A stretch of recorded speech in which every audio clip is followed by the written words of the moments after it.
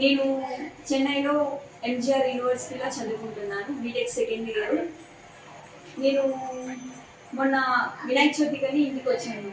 ఇంటికి వచ్చిన తర్వాత ఇంకా మా చుట్టాలే, రిలేటివ్స్ వరుసకు చిన్న అవుతారు, అంటే బాబాయ్. తన నెంబర్ అడిగినాదని నేను ఇచ్చినాను. ఇంకా బాబాయ్ కదా ఏం చేయరు అని నేను ఇచ్చినాను. ఆ రోజు జస్ట్ హాయ్ చెల్లమ్మ తిన్నావా బుజ్జి అని అన్నారు. ఆ బాబాయ్ మీరు తిన్నారా అన్నాను. అది September 4th జరిగింది ఇచ్చిన రోజు. అదే ఒక 10 days తర్వాత September 14th తను నాకు midnight 3 o'clock అలా వీడియో కాల్ చేసినారు. 3 to 4 మధ్యలో వీడియో కాల్ చేసినారు. ఇంకా హాయ్ గుడ్ మార్నింగ్ అని పెట్టినారు. పెట్టిన తర్వాత నేను అది ఇంకా వీడియో కాల్ చూసి నేను రెస్పాన్స్ అవ్వలేదు. మార్నింగ్ 7 కల్లా నేనే గుడ్ మార్నింగ్ బాబాయ్ అని నేను పెట్టినాను. పెట్టిన తర్వాత ఆ గుడ్ మార్నింగ్ అని పెట్టి తిన్నావా అంటే ఇప్పుడే లేచా అని చెప్పినాను.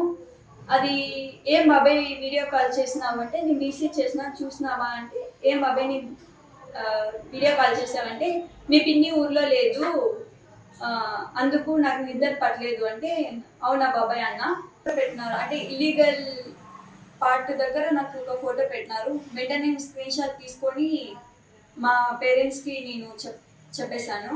ఇంకా ఫ్రాక్షన్ ఆఫ్ సెకండ్స్లో తను డిలీట్ చేసేసారు. ఇంకా మా అమ్మ నాన్నకి చెప్పిన తర్వాత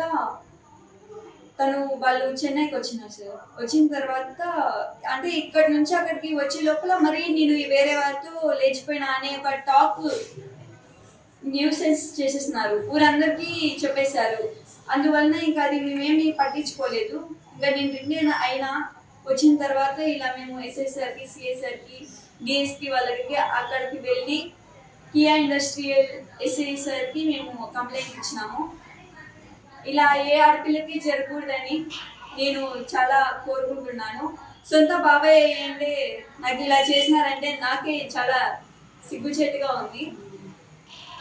నాకు ఈ న్యాయం జరగాలి, వాళ్ళని శిక్షించాలని కోరుకుంటున్నాను.